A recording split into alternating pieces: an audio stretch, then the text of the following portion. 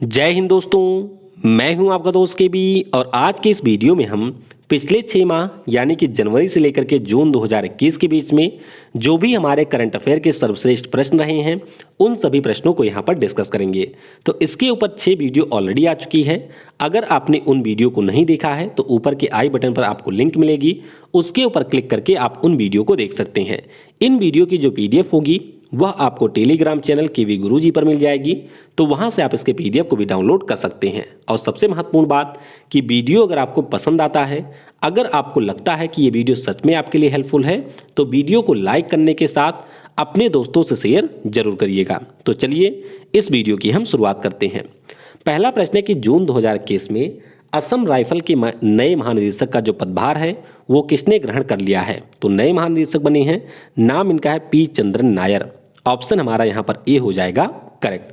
तो याद रखिएगा यहाँ पर जो पी चंद्रन नायर हैं वो हमारे असम राइफल के नए महानिदेशक बने हैं। असम राइफल की बात करते हैं तो ये हमारे देश का सबसे पुराना अर्धसैनिक बल है, क्योंकि इसकी स्थापना हो गई थी 1835 में और ये एकमात्र ऐसा बल है जिसका हेडक्वार्टर आपको मिलेगा शिलोंग में। तो ये पॉइंट आपको याद रखना है।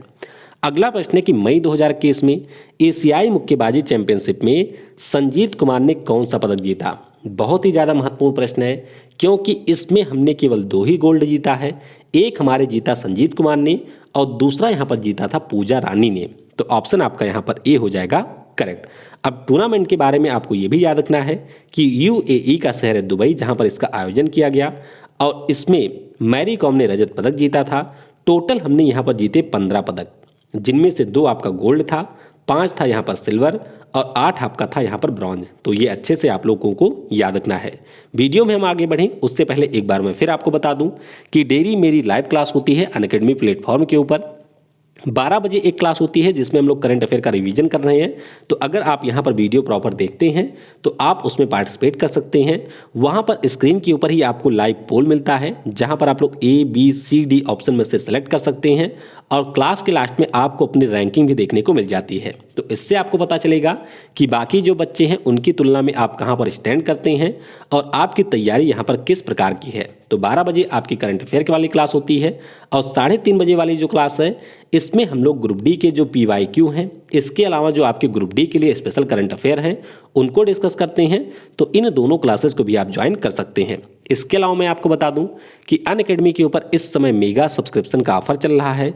तो अगर आपको किसी भी एग्जाम की तैयारी हमारे भारत के जो बेस्ट एजुकेटर हैं उनके माध्यम से करना है तो फिर आपको यहाँ पर कोर्स जरूर परचेज करना चाहिए।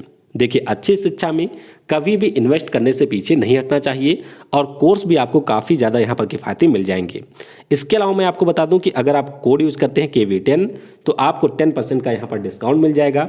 इसके अलावा आपको मेरे कोड यूज़ करने के बाद में 10% का कैशबैक भी मिलेगा। यानी कि अगर आप लोग 100 रुपये पे करते हैं तो यहाँ पर KB10 यूज़ करने पर आपको 90 ही पे करने पड़ेंगे और 90 जब आप लोग पेमेंट कर देंगे तो उसके बाद में मुझे कांटेक्ट करिएगा। तो आपके अकाउंट में जो इसका 10% है यानी कि 9 रुपये, उसका कैशबैक आपको आपके अकाउंट में सीधे मिल जाएगा। तो ये ऑफ़र सिर्फ आपके लिए है, इस ऑफ़र को भी आप लोग ग्रैब कर सकते हैं।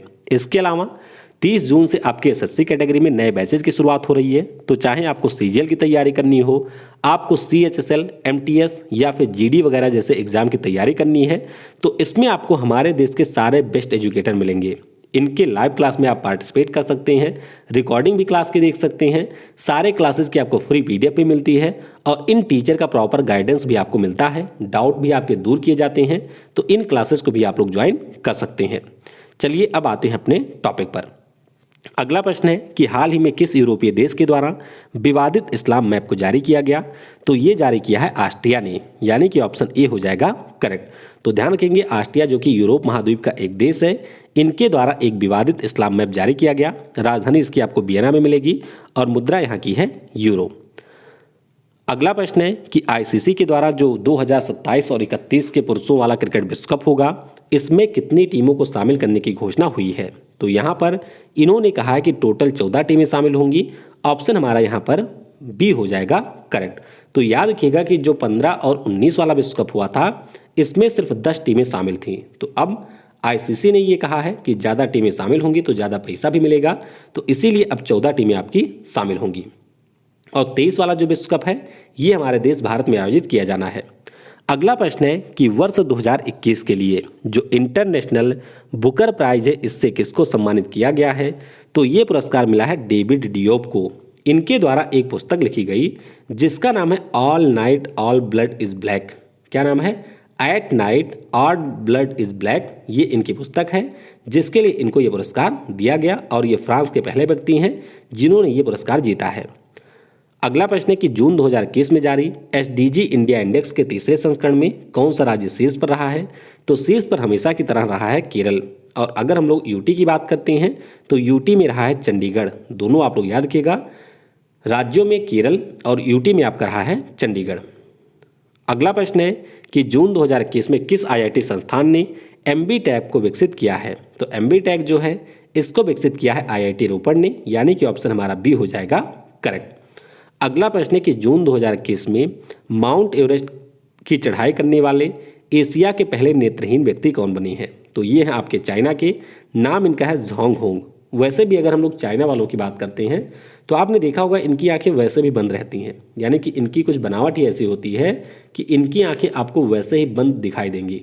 तो यहाँ पर ये बिल्कुल बंद आंख वाले थे, नाम इनका था झांग होंग, जिन्होंने अभी इसके ऊपर चढ़ाई कर ली है। तो बी आपका हो जाएगा करेक्ट। अगला प्रश्न है कि अक्टूबर 2021 में दूसरा जो संयुक्त राष्ट्र का वैश्विक सतत सम्मेलन होगा इसका आयोजन कहाँ पर होगा? तो ये आयोजित किया जाएगा चीन में। ऑप्शन यहाँ पर सी हो जाएगा करेक्ट। अच्छा, इससे पहले जो पहला वाला हुआ था वो अश्गाबाद में हुआ था जो कि तुर्कमेनिस्तान की राजधानी है और इस साल ये चाइना में प्रस्तावित है। अगला प्रश्न है कि जून 2021 में किस कंपनी ने परेश बिलाल को भारत के लिए शिकायत अधिकारी के पद पर नियुक्त किया है? तो यहाँ पर नियुक्ति हुई है व्हाट्सएप के द्वारा। ऑप्शन यहाँ पर आपका डी हो जाएगा करेक्ट। अगला प्रश्न है कि जून 2021 में अंतर्राष्ट्रीय डेयरी फेडरेशन के बोर्ड में किस भारतीय को चुना गया? तो यहाँ पर चुना गया आर.एस. सोढ़ी को। ऑप्शन हमारा यहाँ पर बी हो जाएगा करेक्ट। ध्यान रखिएगा कि जो आर.एस. सोढ़ी साहब हैं ये हमारे अमूल कंपनी के एमडी हैं और इन्हीं को भी नियुक्त किया गया है। अगला प्रश्न है कि किस देश के डॉक्टर पैट्रिक अमोद विश्व स्वास्थ्य संगठन कार्यकारी बोर्ड के नए अध्यक्ष बन गए हैं? तो ये आपके हैं केन्या के और अगले 1 साल के लिए इसका जो बोर्ड है उसके ये होंगे अध्यक्ष। अच्छा, स्थान इन्होंने किसका लिया है? तो इन्होंने स्थान लिया है हमारे स्वास्थ्य मंत्री डॉक्टर हर्षवर्धन साहब का, जो कि अभी अपने सेवा कार्यकाल से मुक्त हुए हैं। 1 साल तक वो भी अध्यक्ष रहे थे। अगला प्रश्न है कि केंद्र सरकार के द्वारा किस वर्ष तक पेट्रोल में 20% एथेनॉल मिलाने का लक्ष्य रखा गया है? तो ये टारगेट है 2025 का। क्या है? 2025 का टारगेट है। ध्यान रखिएगा कि अभी तक हम लोग 7.2% एथेनॉल को मिला चुके हैं। पहले सरकार ने टारगेट 2030 रखा था और अब इन्होंने कर दिया है 2025। अगला प्रश्न है कि जून 2021 में नासा ने किस ग्रह के लिए 2 मिशन, एक का नाम है डाविंसी प्लस और दूसरे का नाम है वेरिटास, इसको लॉन्च करने की घोषणा की है? तो ये दोनों मिशन होंगे आपके वीनस प्लैनेट के लिए। ऑप्शन यहाँ पर डी हो जाएगा करेक्ट। तो ध्यान रखिएगा, एक मिशन का नाम है डाविंसी प्लस, दूसरे का नाम है वेरिटास और दोनों ही यहाँ पर लॉन्च किए जाएंगे वीनस प्लैनेट के लिए। अगला प्रश्न है कि जून 2021 में केंद्र सरकार के द्वारा न्यूनतम मजदूरी तय करने के लिए किसकी अध्यक्षता में एक समिति का गठन किया गया? तो ये जो समिति होगी इसके अध्यक्ष होंगे यहाँ पर अजीत मिश्रा साहब। ऑप्शन हमारा बी हो जाएगा यहाँ पर करेक्ट। तो ध्यान रखिएगा, अजीत मिश्रा की अध्यक्षता में इस समिति का गठन भारत सरकार ने किया है। अगला प्रश्न है कि मई 2021 में इंडियन एयरफोर्स के नए उप प्रमुख के रूप में किसको नियुक्त किया गया? तो हमारे जो प्रमुख हैं उनका नाम है RKS भदौरिया और यहाँ पर जो नए उप प्रमुख बने हैं इनका नाम है एयर मार्शल विवेक राम चौधरी। तो ऑप्शन ए हो जाएगा करेक्ट। अगला प्रश्न है कि जून 2021 में जारी टाइम्स हायर एजुकेशन एशिया विश्वविद्यालय रैंकिंग 2021 में हमारे देश का कौन सा विश्वविद्यालय शीर्ष पर रहा है? तो शीर्ष पर यहाँ पर रहा है IISc बेंगलुरु। ऑप्शन सी हो जाएगा करेक्ट। अच्छा, पहले पे कौन है? तो वही है चाइना वाला, यानी कि चाइना का जो सिंगुआ है ये पहले पे रहा है और चाइना का ही है पेकिंग जो कि इसमें रहा है दूसरे स्थान पर।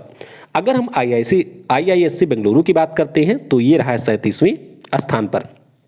अगला प्रश्न है कि जून 2021 में किस देश के पूर्व राष्ट्रपति और प्रधानमंत्री अनिरुद्ध जगन्नाथ का निधन हुआ है? नाम इनका काफ़ी ज़्यादा महत्वपूर्ण है क्योंकि पिछले साल भारत सरकार के द्वारा इनको दिया गया था पद्म विभूषण और ये आपके मॉरिशस के थे।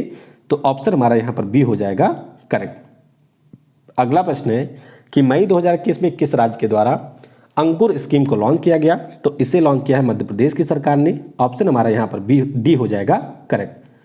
अगला प्रश्न है कि 5 जून को हर साल विश्व पर्यावरण दिवस मनाया जाता है। तो आपको बताना है कि पहली बार ये दिवस कब मनाया गया था। तो ये दिवस मनाया गया था पहली बार 1974 में, यानी कि इस प्रश्न का ऑप्शन हमारा यहाँ पर क्या हो जाएगा करेक्ट? ऑप्शन हमारा यहाँ पर डी हो जाएगा करेक्ट। अब इस बार का विषय क्या है ये भी आपको याद रखना है। तो इस बार का विषय है री इमेजिंग, रिक्रिएट और रीस्टोर। इसके अलावा आप ध्यान रखेंगे कि जो यहाँ पर आपका मेजबान देश रहा है इस साल, वो है हमारा नल्ला पाकिस्तान। तो इसके बारे में भी आप लोग याद रखेंगे। यूएनजीए के द्वारा 1972 में घोषणा हुई थी और 74 में पहली बार ये मनाया गया था। अगला प्रश्न है कि जून 2021 में जारी FIH विश्व रैंकिंग में भारतीय पुरुष टीम किस स्थान पर रही है? तो हमारी टीम रही है चौथे स्थान पर। ऑप्शन हमारा सी हो जाएगा करेक्ट। अगर हम लोग महिलाओं की बात करते हैं तो महिला टीम हमारी 9वें स्थान पर रही है और पुरुष टीम आपकी चौथे स्थान पर रही है। अगला प्रश्न है कि भारतीय नौसेना का जो हाइड्रोग्राफिक सर्वेक्षण पोत है जिसका नाम है संध्यक, तो इसको कहाँ पर डीकमीशन किया जाएगा? तो इसे डीकमीशन किया जाएगा आपके विशाखापट्टनम में। ऑप्शन हमारा यहाँ पर ए हो जाएगा करेक्ट। तो 1980 में ये नौसेना में शामिल हुआ था और लगभग 41 वर्षों की सेवा के बाद में अब इसको डीकमीशन कर दिया गया। अगला प्रश्न है कि बायोलॉजिकल ई कंपनी के द्वारा कोर्बेवैक्स वैक्सीन का निर्माण किया गया है। तो आपको बताना है कि बायोलॉजिकल ई कंपनी का हेडक्वार्टर कहाँ पर है? तो ये आपके हैदराबाद की कंपनी है। कहाँ की है? हैदराबाद की कंपनी है। तो हमारे देश की ये तीसरी वैक्सीन होगी जिसको यहाँ पर मंजूरी मिली है। एक वैक्सीन है कोवैक्सीन जिसको भारत बायोटेक ने बनाया है। किसके साथ में मिलकर के? ICMR और नेशनल वायरोलॉजी इंस्टीट्यूट के साथ में मिलकर के। एक सीरम इंस्टीट्यूट के द्वारा बनाया गया कोविशील्ड, इसको इन्होंने एस्ट्राजेनेका और ऑक्सफोर्ड यूनिवर्सिटी के साथ में मिलकर के बनाया है। अगला प्रश्न है कि जून 2021 में किस IIT संस्थान के द्वारा एशिया का जो पहला अंतर्राष्ट्रीय स्मृति अध्ययन कार्यशाला है इसका आयोजन किया गया? तो इसका आयोजन किया है IIT मद्रास ने, यानी कि इस प्रश्न का ऑप्शन हमारा यहाँ पर ए हो जाएगा करेक्ट। तो ध्यान रखिएगा IIT मद्रास के द्वारा इसका आयोजन किया गया। अगला प्रश्न है कि विश्व के जानवरों के लिए जो पहली कोविड-19 की वैक्सीन है जिसका नाम है कॉर्नीवैक कोव, इसको किस देश ने विकसित किया है? तो इसको विकसित किया है दरअसल रूस ने। किसने? रूस के द्वारा विकसित किया गया है। तो ऑप्शन डी हो जाएगा करेक्ट। अगला प्रश्न है कि जून 2021 में किस केंद्रीय मंत्री के द्वारा सेज प्रोग्राम और पोर्टल को लॉन्च किया गया? तो ये जो प्रोग्राम और पोर्टल है इसे लॉन्च किया है थावर चंद गहलोत जी ने। तो ऑप्शन हमारा ए हो जाएगा करेक्ट। सेज का मतलब ही है senior care ageing growth engine, और इसको भी हमारे सामाजिक न्याय और अधिकारिता मंत्री थावर चंद गहलोत जी के द्वारा लॉन्च किया गया। चलिए अब हम लोग थोड़ा सा प्रश्न आपके बाफ्टा पुरस्कारों से कर लेते हैं। आपका जो अभी CBT 1 का एग्जाम हुआ था उसमें यहाँ से बहुत प्रश्न आए थे, तो आइए इसके बारे में भी थोड़ा सा जान लेते हैं। इस साल जो आपका 74वां बाफ्टा पुरस्कार दिया गया, इसमें बेस्ट फिल्म का पुरस्कार किसे मिला है? तो ये पुरस्कार मिला है नोमाडलैंड को, यानी कि जो हमारा ऑस्कर में था बेस्ट फिल्म, वही आपका यहाँ पर भी बेस्ट फिल्म रहा है। अगला प्रश्न है कि 74वें बाफ्टा पुरस्कारों में किस फिल्म को बेस्ट ब्रिटिश फिल्म का पुरस्कार दिया गया? तो याद रखिएगा इस फिल्म का नाम है ऑप्शन नंबर सी। क्या नाम है? प्रोमिसिंग यंग वुमेन, ये मूवी का नाम है। तो ऑप्शन सी हो जाएगा करेक्ट। डायरेक्टर इसके हैं इमेराल्ड फेनल।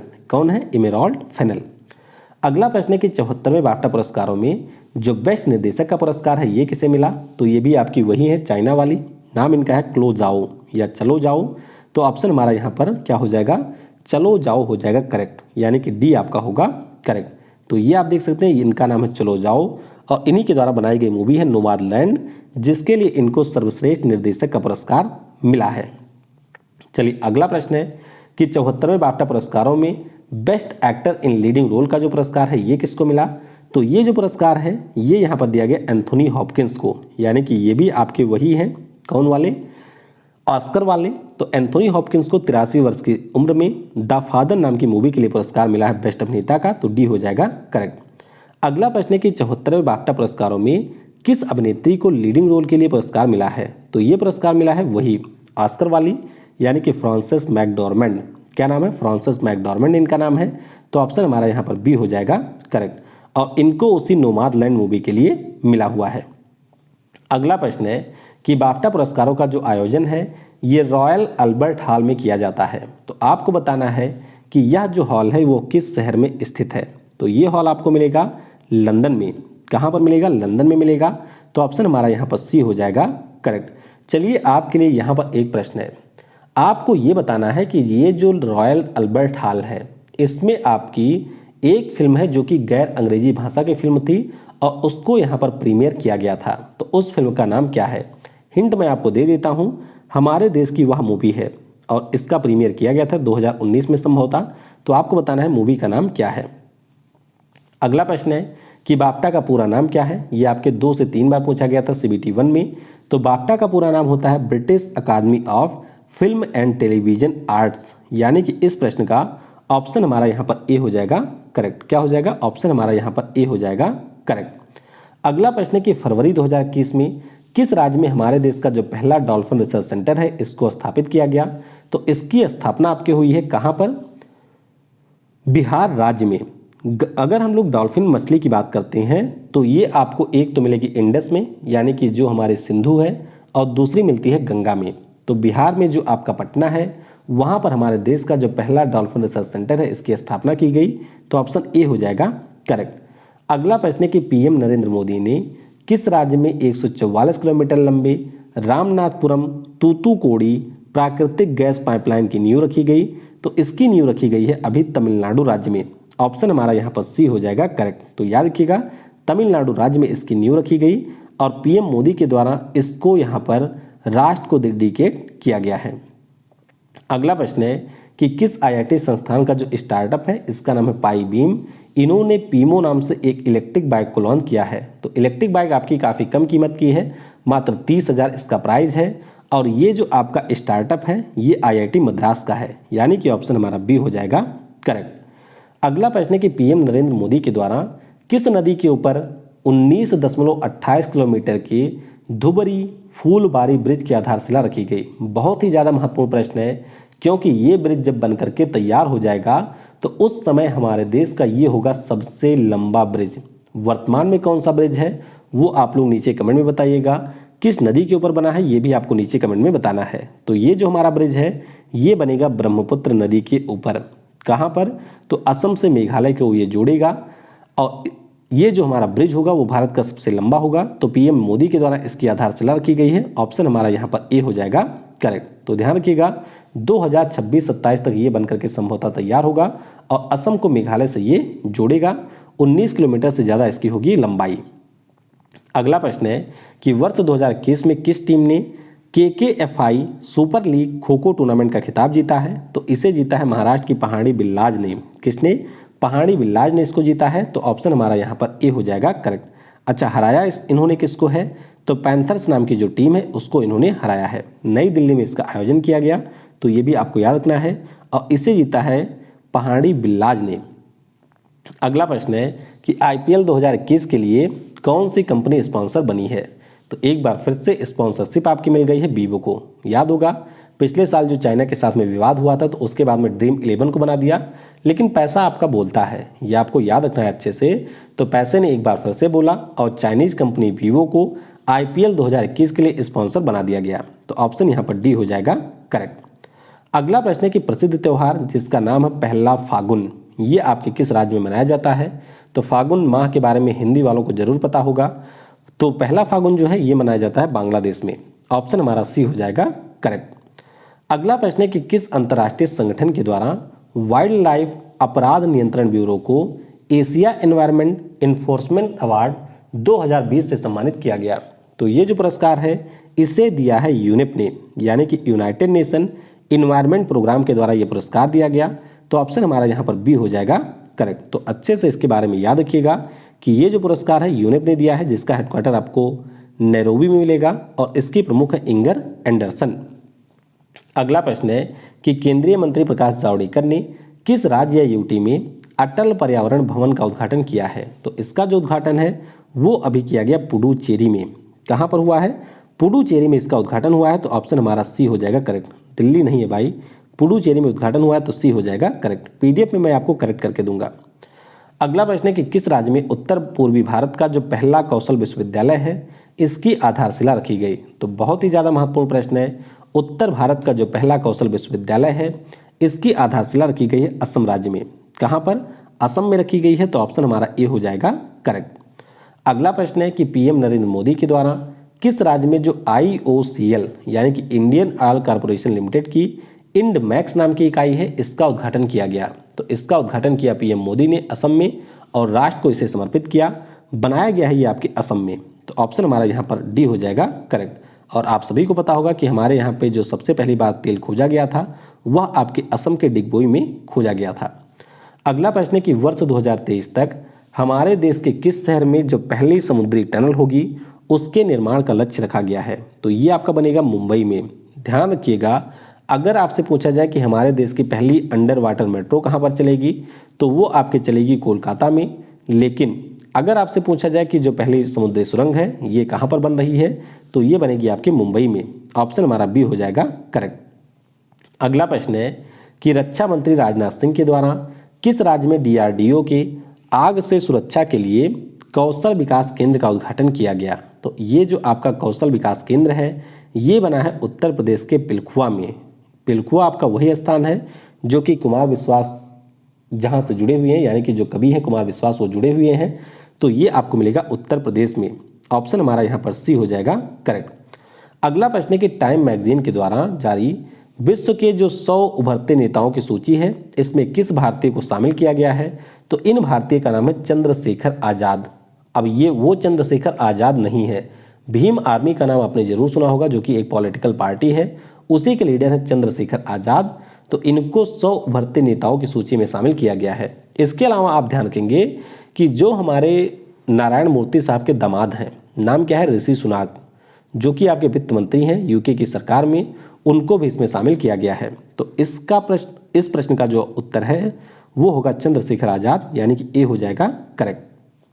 अगला प्रश्न है कि गुजरात राज्य के अहमदाबाद में जो आपका मोटेरा स्टेडियम है इसका नाम बदल करके किसके नाम पर किया गया? तो मोटेरा स्टेडियम का जो नया नाम है वो आपके प्रधानमंत्री यानी कि नरेंद्र मोदी जी के नाम पर रखा गया है।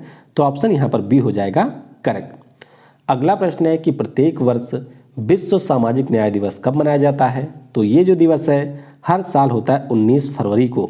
ऑप्शन हमारा यहाँ पर ए हो जाएगा करेक्ट। इसके अलावा आपको ध्यान रखना है कि 19 फरवरी को जो राष्ट्रीय मृदा स्वास्थ्य दिवस होता है वो भी हमारे देश में मनाया जाता है। तो फिलहाल के लिए ए होगा यहाँ पर करेक्ट। थीम भी आपके लिए महत्वपूर्ण है, तो इस बार की थीम है a call for social justice in the digital economy.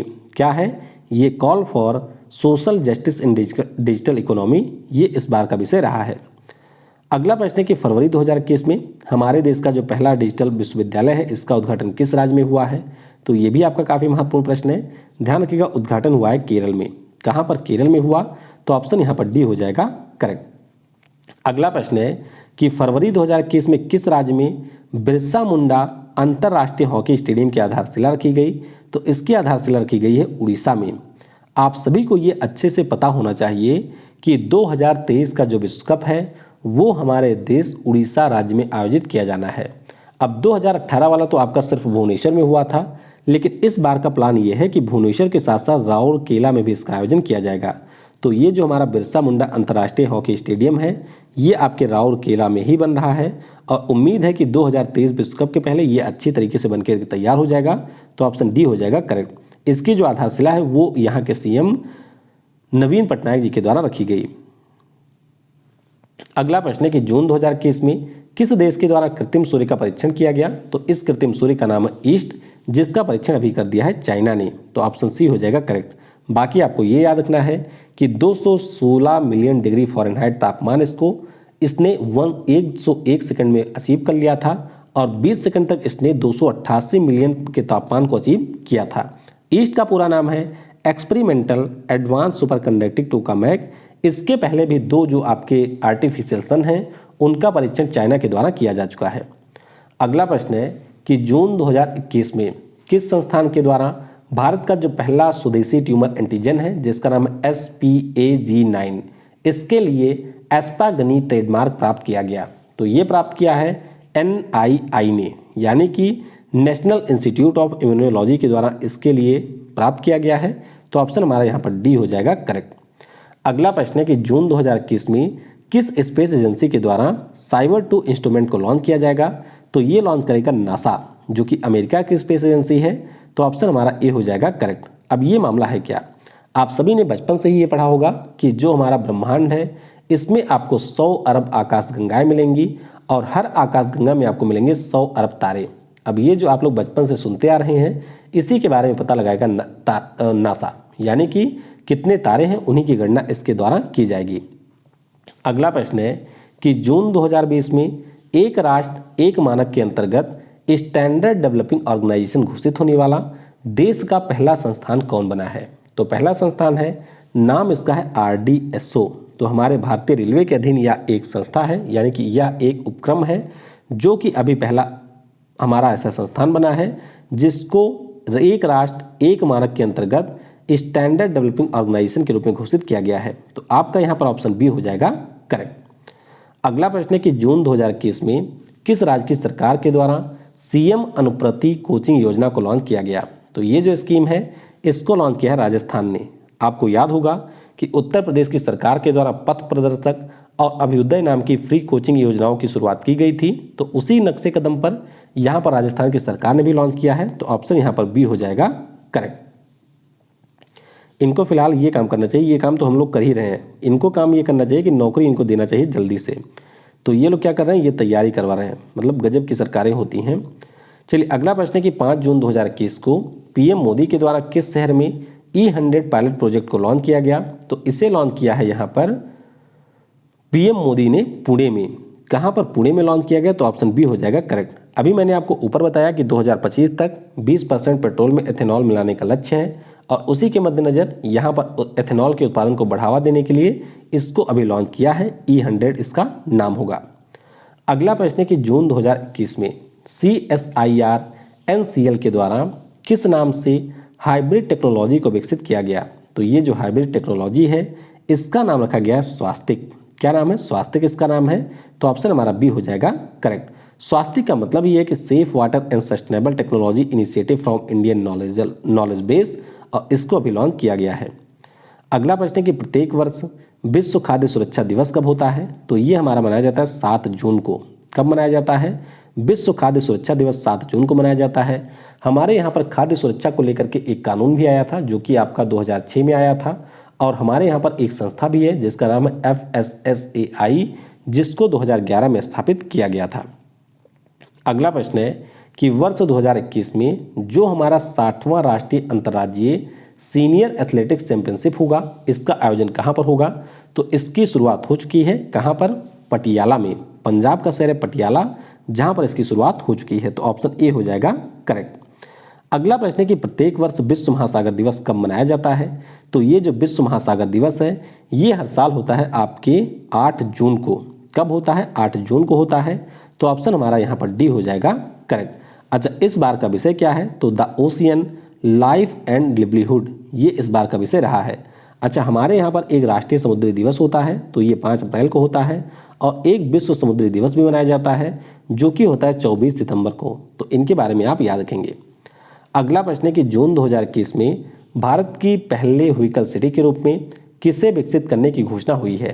तो ये जो पहली व्हीकल सिटी होगी ये आपकी बनाई जाएगी केवड़िया में, यानी कि ई व्हीकल के ऊपर ये आधारित होगी। तो ऑप्शन बी केवड़िया हो जाएगा करेक्ट। अगला प्रश्न है कि जून 2021 में किस से विश्व बैंक शिक्षा सलाहकार के रूप में नियुक्त किया गया?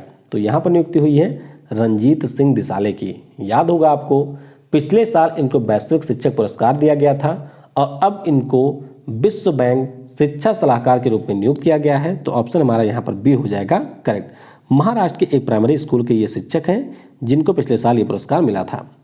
अगला प्रश्न है कि जून 2021 में जारी the state of India's environment report 2021 में हमारा देश किस स्थान पर रहा है? तो हम इसमें रहे हैं आपके 117वें स्थान पर। किस पर? 117वें स्थान पर रहे हैं, यानी कि ऑप्शन यहाँ पर सी हो जाएगा करेक्ट। तो आपको ये याद रखना है कि 168 देशों के आधार पर इसको लॉन्च किया गया है। पिछले साल हम लोग 115वें स्थान पे थे, इस साल हम 2 स्थान पीछे चले गए हैं, यानी कि हम आ गए हैं 117वें स्थान पर। अगला प्रश्न है कि जून 2021 में nature TTL photographer of year का जो पुरस्कार है ये किसने जीता है? तो ये जीता है हमारे थॉमस ब्रिजेन ने। क्या नाम है इनका, थॉमस बेजेन नाम है। तो ऑप्शन ए हो जाएगा यहाँ पर करेक्ट। तो ये देख सकते हैं इनके द्वारा एक ओरंगुटान की फोटो खींची गई थी जिनके लिए इन्हें ये पुरस्कार मिला है।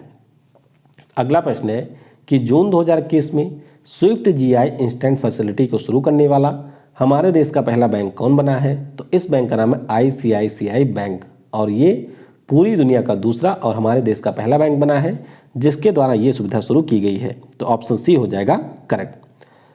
अगला प्रश्न है कि जून 2021 में जारी परफॉर्मेंस ग्रेडिंग इंडेक्स में कितने राज्यों ने A++ रेटिंग को प्राप्त किया। तो यहाँ पर टोटल 5 राज्यों ने प्राप्त किया है। ऑप्शन हमारा सी हो जाएगा करेक्ट।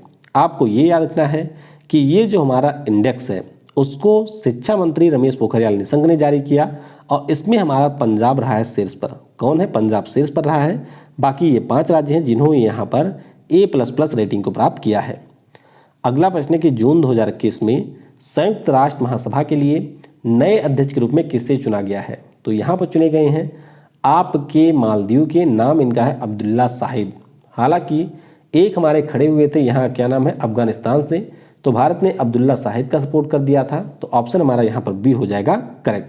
तो संयुक्त राष्ट्र महासभा की जो हमारी 76वीं महासभा होगी उसके ये आपके होंगे अध्यक्ष। वर्तमान में कौन है, तो वर्तमान में 75वीं वाले के हैं वोल्कन वोजकीर और सितंबर से इसका कार्यकाल शुरू होगा। अगला प्रश्न है कि जून 2021 में भारत कितने वर्षों के लिए यूनाइटेड नेशन आर्थिक और सामाजिक परिषद के लिए चुना गया है, यानी कि बात हो रही है यूएन इकोसॉक की। तो भारत इसके 3 साल के लिए सदस्य के रूप में चुना गया है। तो ऑप्शन हमारा यहाँ पर हो जाएगा सी। क्या हो जाएगा, सी हो जाएगा यहाँ पर करेक्ट। तो 2022 से 24 तक के लिए भारत यहाँ पर एज ए मेंबर चुना गया है। अगला प्रश्न है कि जून 2021 में किस स्पेस एजेंसी के द्वारा स्क्विड्स और टार्डिग्रेड को ड्रैगन कैप्सूल लॉन्च किया गया, यानी कि इन दोनों को रख करके एक ड्रैगन कैप्सूल किसने लॉन्च किया। तो ये जो क्रांतिकारी काम होते हैं ये स्पेस एक्स ही करता है। तो ऑप्शन हमारा यहाँ पर डी हो जाएगा करेक्ट। टार्डिग्रेड के बारे में मैंने आपको बताया ही था कि ये एक माइक्रो ऑर्गेनिज्म होता है और जो आपकी हर्ष कंडीशन भी होती है उसमें ये रह सकता है जिंदा। तो इसीलिए अभी यहाँ पर इसको भेजा गया है। 20,000 इनकी संख्या है और उद्देश्य ये है कि वहाँ पर ये कैसे सर्वाइव करेंगे इसके बारे में पता लगाया जाए। तो ऑप्शन यहाँ पर आपका हो जाएगा करेक्ट। अगला प्रश्न है कि अंतर्राष्ट्रीय फुटबॉल खिलाड़ियों में किसके नाम पर सबसे ज़्यादा गोल करने का रिकॉर्ड है। अब देखिए, अगर आप ओवरऑल की बात करते हैं तो वो रिकॉर्ड है क्रिस्टीन सिंक्लेयर के पास में, जो कि आपके कनाडा के खिलाड़ी हैं। लेकिन अगर हम लोग पुरुषों की बात करते हैं तो ये जो रिकॉर्ड है वो है इस समय अली दाई के पास में। किसके पास, अली दाई के पास में, जो कि ईरान देश के फुटबॉलर थे। तो ऑप्शन हमारा ए हो जाएगा करेक्ट। अच्छा, ये चर्चा में क्यों आया, क्योंकि हमारे जो यहाँ पर सक्रिय गोल करने वाले खिलाड़ी हैं उनमें क्रिस्टियानो रोनाल्डो है पहले पर, 103 इन्होंने किया है और इनके बाद में दूसरे स्थान पे आ गए हैं, नाम इनका है सुनील छेत्री। हालांकि सुनील छेत्री की बात करते हैं तो इनको उतना ज़्यादा पहचान नहीं मिला, जबकि ये हमारे एक विश्व स्तरीय खिलाड़ी हैं और ये एक्टिव खिलाड़ियों में आ गए हैं दूसरे स्थान पर। अगला प्रश्न है कि वर्ष 2023 तक के लिए इनमें से कौन सी कंपनी आईसीसी की आधिकारिक पार्टनर बनी है। तो नाम इसका है भारत पे। ऑप्शन हमारा सी हो जाएगा करेक्ट। अब आपको याद ये रखना है कि फरवरी में हमारी एक कंपनी है जिसका नाम है बायजूस, जो कि हमारे देश के साथ साथ दुनिया की सबसे बड़ी एजुटेक कंपनी है, वो यहाँ पर चुनी गई थी एज ए ग्लोबल पार्टनर। और अब यहाँ पर जो भारत पे है इसको आधिकारिक पार्टनर चुना गया है। तो ऑप्शन यहाँ पर सी हो जाएगा करेक्ट।